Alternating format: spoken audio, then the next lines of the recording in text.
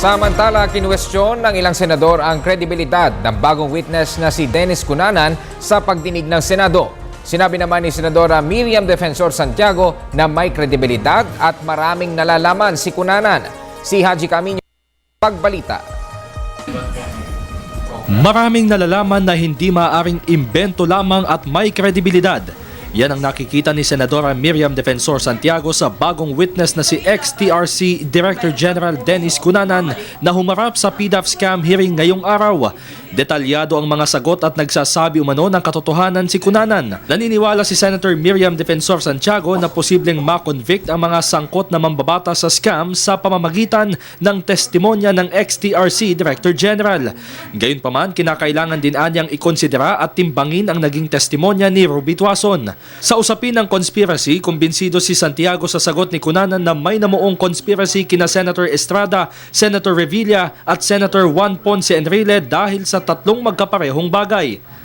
There appears to be a conspiracy among these three because the documents that they purportedly signed and are required by the TRC for the release of funding, namely the project proposal, the summary of the project proposal, the endorsement letter by the senator, and the memorandum of agreement signed by the senator.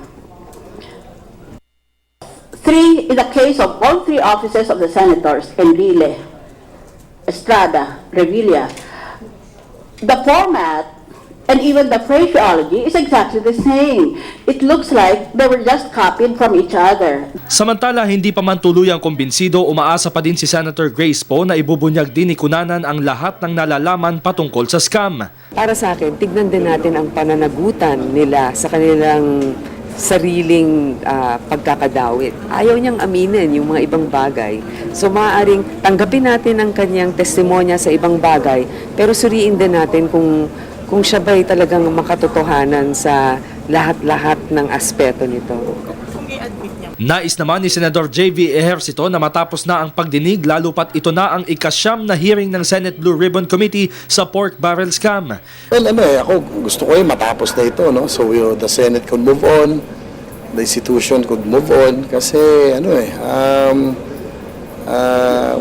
lalo tumatagal, siyempre yung marami pa tayong trabaho dapat gawin na naapektuhan. So ako rin gusto ko na magkaroon ng closure ito. Kaya nagtataka ako ba't may maraming nadadagdag mga state witness, gayong sabi nila noon, airtight na at malakas na yung kaso. Para sa Telebisyon ng Bayan, Haji Camino.